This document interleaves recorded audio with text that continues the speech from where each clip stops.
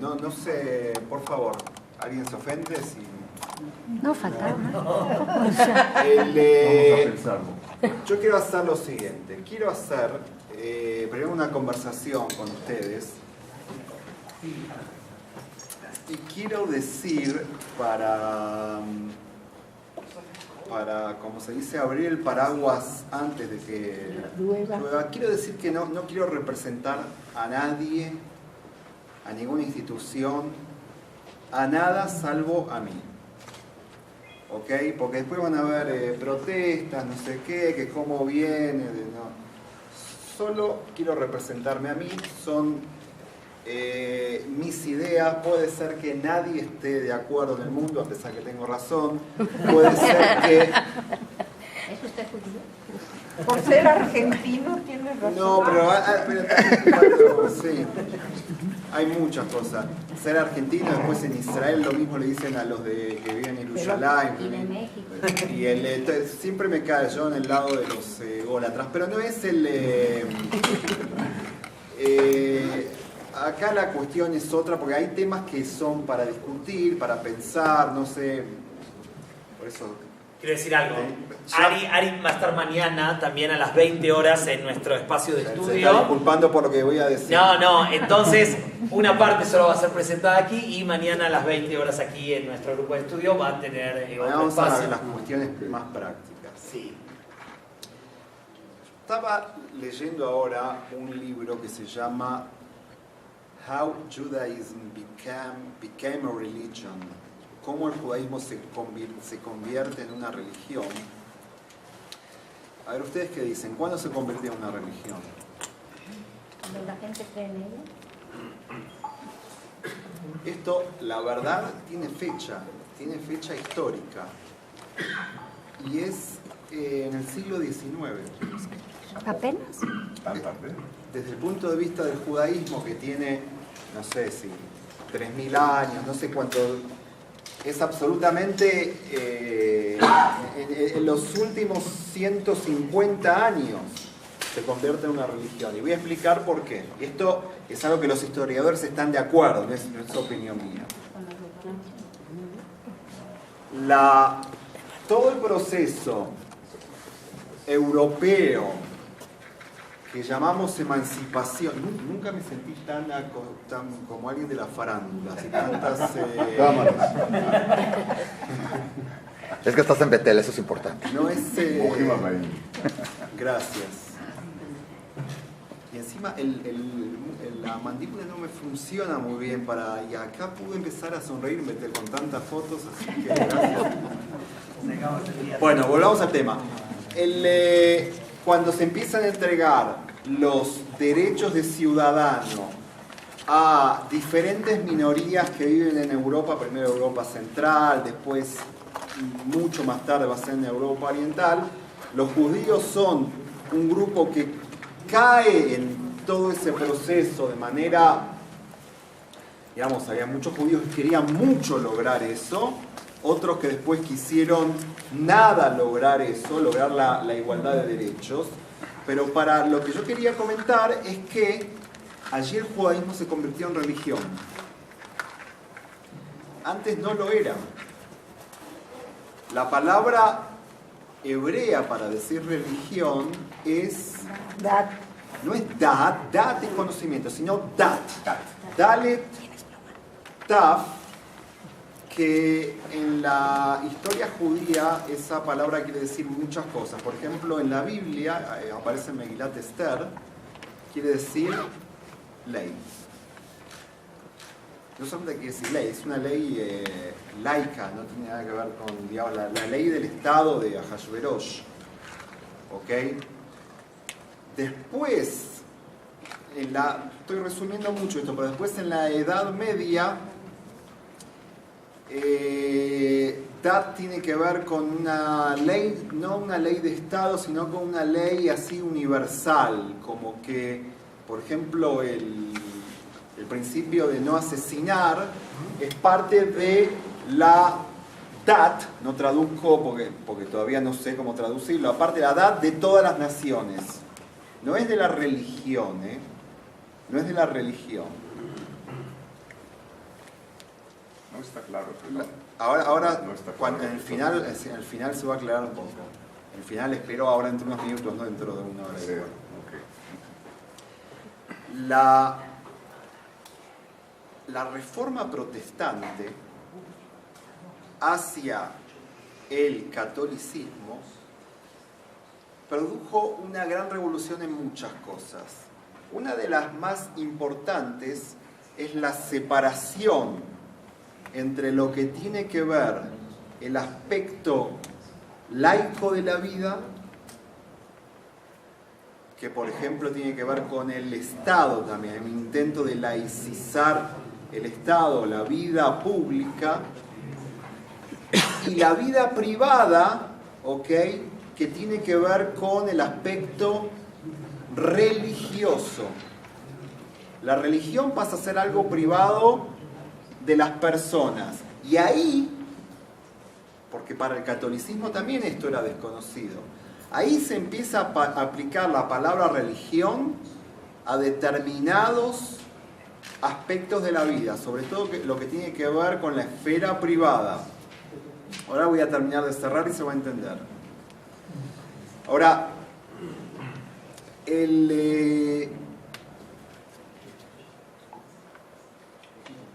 protestantismo lo que hace también es sistematizar de manera muy sistemática, digamos, todo eso que tiene que ver con la religión. Es decir, hay creencias, hay doctrinas, hay cosas que tú tienes que creer para pertenecer a la determinada religión, que eso estaba un poco en el catolicismo, pero no estaba del todo desarrollado, porque el catolicismo también ve al hombre como una totalidad, al igual que el judaísmo, posiblemente eso haya salido del judaísmo.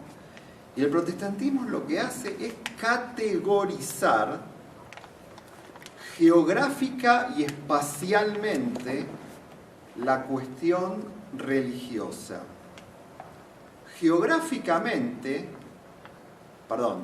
Temporal y espacialmente quería decir. ¿Qué quiere decir temporalmente? Hay realmente momentos religiosos en la vida y se producen más que nada en la iglesia. ¿Ok? Ahí es donde se tienen las vivencias religiosas. Que a lo mejor cuando uno sale de la iglesia está en otra cosa. Cuando uno va a su vida o a su trabajo está en otra cosa. El primer movimiento que reacciona frente a la emancipación desde el punto de vista judío es el reformismo. Y no voy a entrar ahora en la teoría, en la historia del movimiento reformista, pero una de las cosas claves que ellos adoptan e imitan conscientemente es el modelo protestante. ¿Ok? Ahora, se adopta de manera tan, esto para mí también está fuera de discusión. Por ejemplo, se adopta la estética. ¿Por qué? ¿Cómo se adopta la estética reformista? En cuanto a los lugares donde se empiezan a construir sinagogas que son imitaciones de la iglesia luterana protestante. Por ejemplo, ¿tienes un ejemplo? No sé. Creo que estamos a 100 metros del ejemplo, pero voy a dar otro. Todas las sinagogas donde de repente empieza a haber un escenario. Es decir, que hay un desnivel entre lo que pasa entre el público, que no es una cuestión de visión, solamente para que todos veamos. Hay un desnivel entre lo que pasa entre el público y lo que pasa entre el el clero, el oficiante religioso, pónganle la palabra protestante que quieran, todas aplican. Esto fue, lo empezó el reformismo, digamos, claramente, pero no es que dijeron, bueno, fuimos influidos. Ellos lo hicieron conscientemente, ellos sabían que pensaban que la única manera de poder perdurar a un judaísmo que estaba destruido, que era un desastre. Uno entraba a una sinagoga, todos hablando, no se sabe quién es el rabino, quién es el oficiante, todo parece el shuk.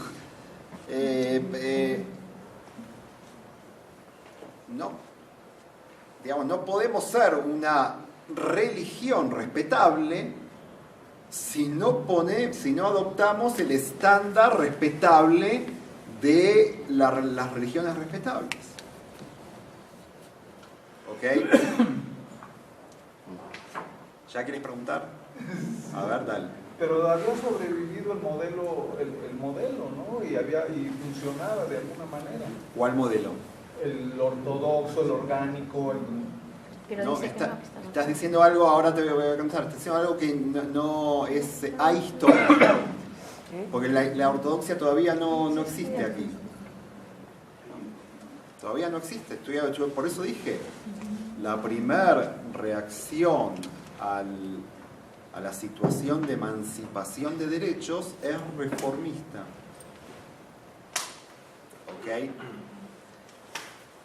La segunda reacción es una reacción de la ultraortodoxia, que lo que dicen es que en caso de que nosotros sigamos el modelo protestante, estas palabras no las decían, pero era la idea, dejaremos de existir prontamente. Por lo tanto, ¿cuál es la reacción? ¿Qué es lo que debemos hacer? No mantener el judaísmo como de manera, ¿cómo se dice? Zrimá, como fluida, así, sino al revés. Tenemos que realmente hacer una overreaction y extremizar todo.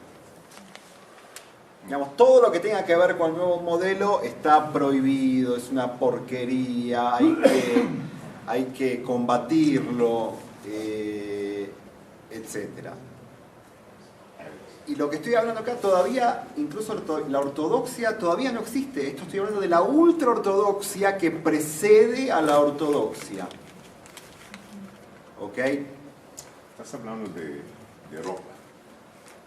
Sí, ahora esta pregunta la tienes que hacer dentro de 45 minutos.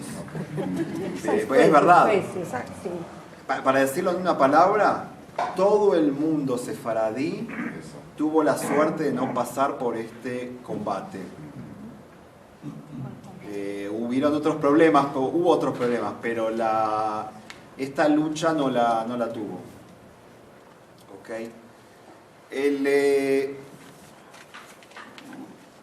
Después de la reacción ultraortodoxa viene la reacción del judaísmo conservador. Conservador es un nombre pésimamente elegido. ¿No? ¿Alguien sabe de dónde proviene el nombre ese? Conservar. De conservar. No, pero ¿por qué se llamó conservador? Que viene de conservar. No, puede ser conservadores contra liberales. O sea, estoy pensando en voz alta. Lo sacaron del Partido Conservador Inglés, solo por el nombre del Partido Conservador Inglés. Es una pésima elección, digamos, porque, bueno, no importa, después lo vamos a hablar posiblemente mañana. El judaísmo conservador, que tampoco se llamó así al principio tenía otro nombre mucho peor, se llamaba judaísmo positivo histórico, que lo que querían venir a Zeharia Frankel, que fue el primer... Zeharia Frankel estuvo al principio con los rabinos de la Reforma y se fue de ahí. Se fue de ahí. Ustedes saben, generalmente, todas las divisiones entre corrientes, generalmente se dan por un tema siempre recurrente. ¿Saben cuál es? Política. ¿Quién tiene? Sí, Poder. La cena. El idioma. El idioma. Cuando Zeharia Franklin participó de una reunión de rabinos donde querían hacer un sidur que era casi todo en alemán y no en hebreo, dijo, bueno, esto no es para mí. Ya el hebreo es una barrera que no... Cuando después su sucesor, que era un inglés que lo llevaron a Estados Unidos, que fue el fundador del judaísmo conservador en Estados Unidos, Solomon Schechter, él quiso reclutar al tercio de los inmigrantes de Europa Oriental que venían de un contexto tradicionalista. Hubiese sido otro judaísmo conservador desde el principio, como alguien me dijo antes. Y no lo pudo hacer. ¿Por qué no lo pudo hacer?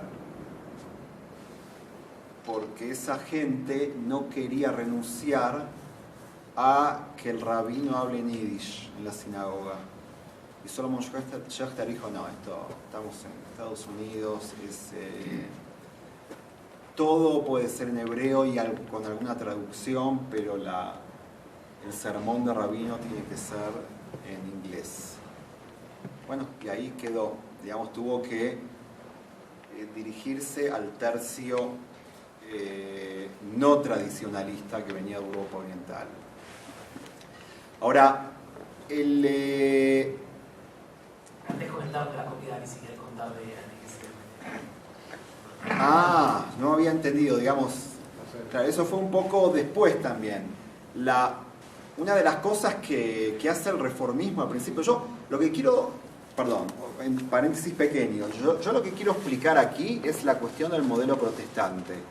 La historia de los movimientos judíos que nacen en el siglo XIX a partir de la emancipación tienen que ver con esto, pero no quiero demasiado meterme porque quiero un tema específico de eso para ver qué opinan ustedes. Que es el tema del modelo protestante que nos persigue hasta hoy en día en muchas cosas. El judaísmo reformista, que había adoptado la separación total, digamos, la separación total primero entre lo que ellos llamaban ética, que lo consideraban la esencia del judaísmo, y el culto. Ahora, no quiero tirar acá otro piso de algún edificio, pero sepan que la palabra culto se empieza a aplicar para el judaísmo a partir del siglo XIX. También. Ok, bueno, está la presidenta del comité de cultos. Es muy interesante. Palabra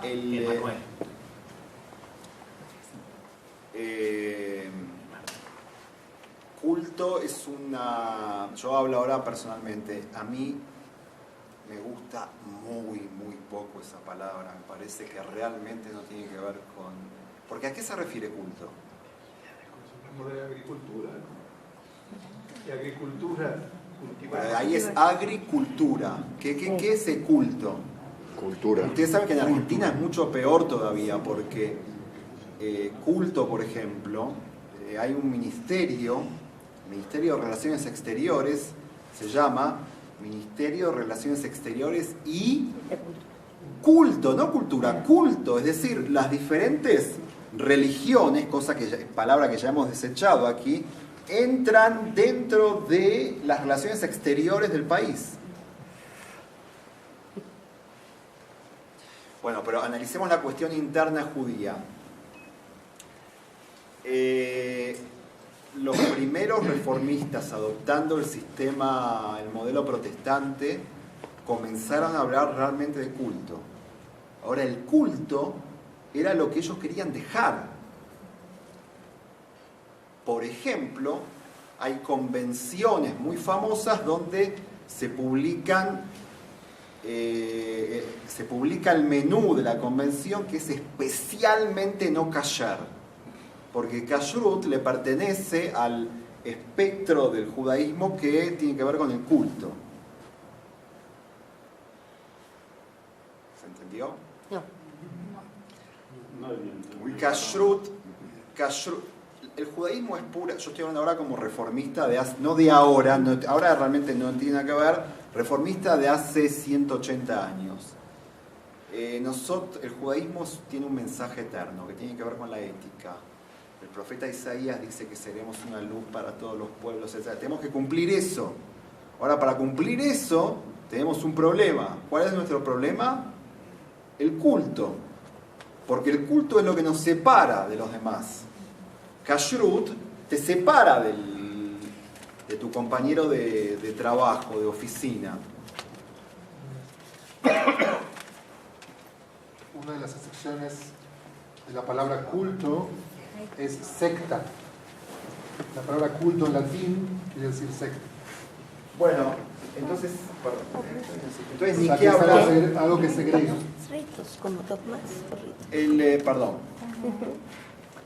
Rituales.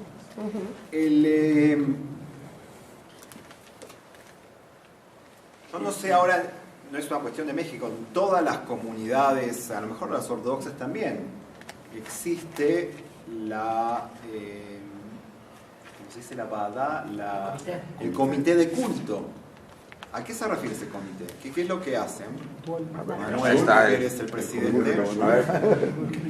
La cuestión es religiosa. religiosa de la comunidad. La parte religiosa de la comunidad. Ahora, les pido que pensemos juntos. Leo, si queremos podés empezar a irte porque les pido que pensemos juntos. Ya vimos que la parte religiosa de por sí es algo problemático, porque la parte religiosa es como que nosotros decimos el judaísmo le pertenece a la sinagoga o y no es así. No lo compro. No es así. El judaísmo tiene que ver con lo que pasa en la casa, lo que pasa en el negocio, lo que pasa en la escuela, lo que pasa en la vida. Y en todo caso la sinagoga es el reflejo de todo lo demás. Pero, ¿cuál es el problema? Y no es un problema de la comisión de culto de aquí, está claro. El problema es que nosotros hemos heredado, todos nosotros, hemos heredado el modelo protestante. Hemos heredado el modelo protestante. Ahora vamos a ir a ahondar un poco más en la problemática del modelo protestante, pero lo que les quiero decir es que lo interesante del proceso de la emancipación es que esa división entre a lo mejor lo judío y lo no judío, o poner al judaísmo en algo temporal y en algo espacial, lo que se llama después la ortodoxia, estuvo liderada por un rabino alemán llamado Shimshon Raphael Hirsch, también adoptaron eso, no les quedó otra. Adoptaron, por ejemplo, al judaísmo como religión. ¿Y por qué tuvieron que adoptar? Si uno revisa la literatura de esa época, por ejemplo, hay muchos judíos que se dedican a escribir acerca de cuál es la, por ejemplo, doctrina del judaísmo. ¿Qué es lo que dice el judaísmo sobre tal cosa? Les digo algo, tampoco existía eso antes. El judaísmo nunca tuvo doctrina. Nunca se supo qué es lo que había que pensar, por ejemplo, creer para ser judío. Hay un poco en la Edad Media, muchos filósofos que casi no los aceptan, pero eso es algo muy especial de la Edad Moderna, empieza en el siglo XIX. Y también tiene que ver con el modelo protestante. Pero todos los judíos comprometidos que estaban ante la situación de una revolución, a lo mejor la más grande que tuvo el judaísmo, no sé, en 2000 años, que es la emancipación, tenían que ver cómo nos salvamos, cómo hacemos para seguir adelante. Y esta adopción de determinados conceptos que venían del luteranismo fue hecha por todos o por casi todos. Y nosotros ahora, 150, 180 años después de eso, seguimos heredando esa cuestión con toda la problemática que trae. Una preguntita. Sí. ¿Te estás refiriendo a la forma del rito? ¿A qué te estás como refiriendo? Todo. O sea, porque entiendo No, que es forma como una el... expresión. Sí, o sea, como la estructura del ámbito, del lugar donde estamos. Pero Vamos a la también cuestión ritual. del rito, por ejemplo. Okay. Leo, no salgo yo de acá. No, pero después se explica cómo el movimiento conservador responde también a eso. Vamos a la cuestión del rito. ¿Ustedes conocen eso de que se espera la plática o el sermón del rabino,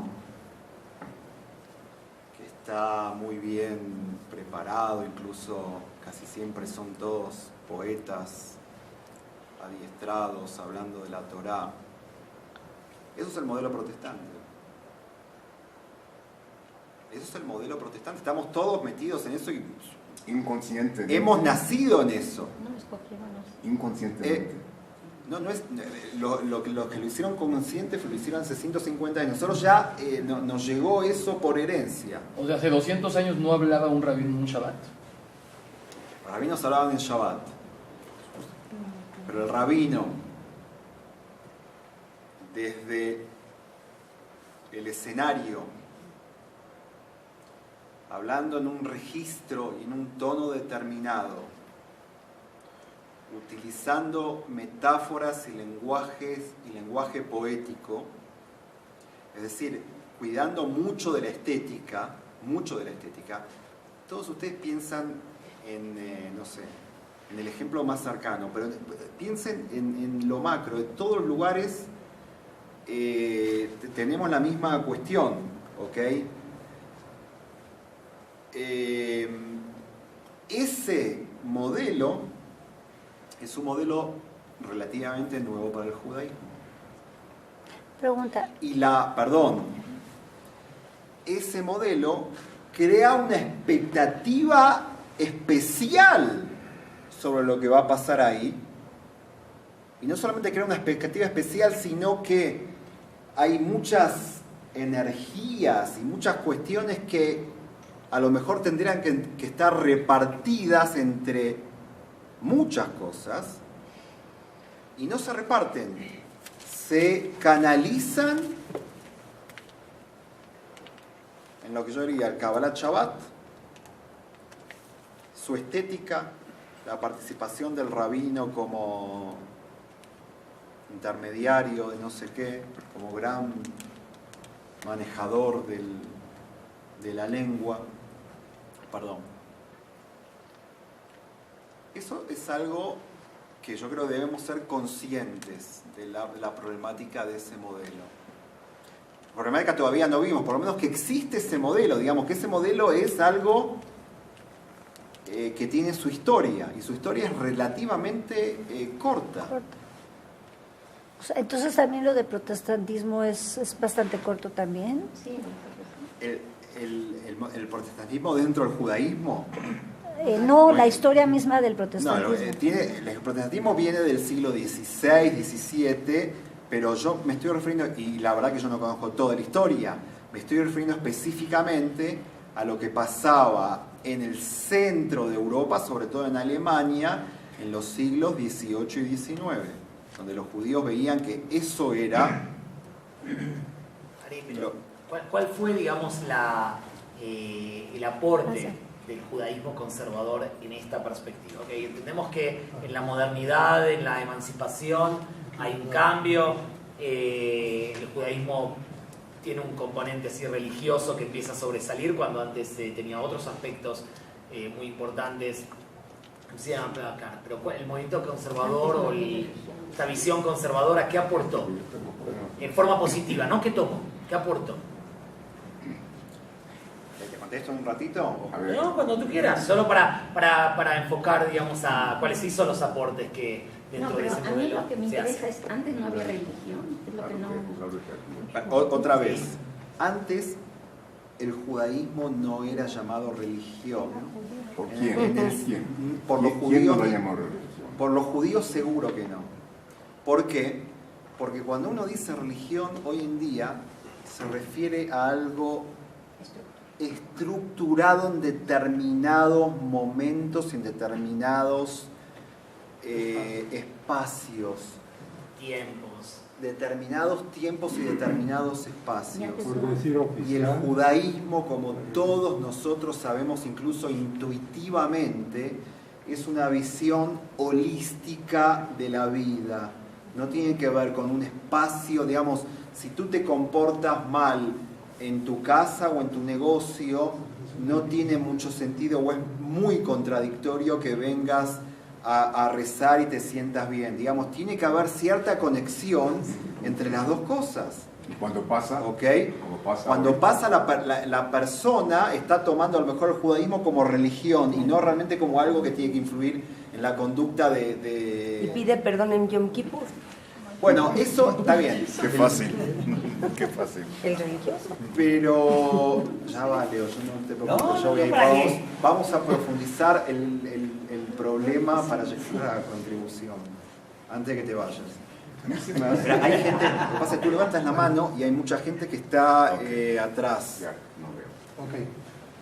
De todas formas, el judaísmo 1000 años antes de la Revolución Francesa tenía un modelo de estética. La halajá fija muy claramente, por ejemplo, que el hazán tiene que hablar más fuerte y que todos tienen que callarse y escucharlo, y el momento en el cual hay un Dvar Torah, etc. Los tiempos están fijados en forma estética, según una estética diferente a la estética protestante. Yo no digo que no. Una pregunta que tengo para decirte, quizá tienes la respuesta.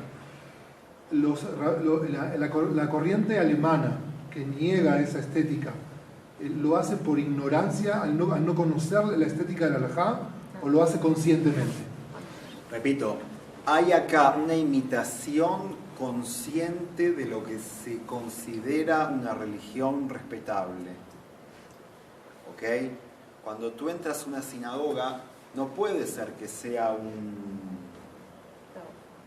no solamente un caos, que sea no sé, un patio, o como en Israel se hace muchas veces ¿cómo se dice? Un gimnasio, o un mahzán, una baulera. Sí. Okay, que en Israel está lleno, a mí personalmente es donde más cómodo me siento rezando, pero eso no puede ser. Si nosotros queremos pertenecer a la cultura mundial, necesitamos construir nuestra catedral. ¿Okay? Que la sinagoga también tenga 70 metros de altura, que uno le tenga respeto, temor a el altar ahí en el centro. Eso es cuando, si ustedes estudian la historia de las sinagogas, también es así. Eso hay una copia muy, pero muy consciente de los luteranos, sobre todo. ¿Ok?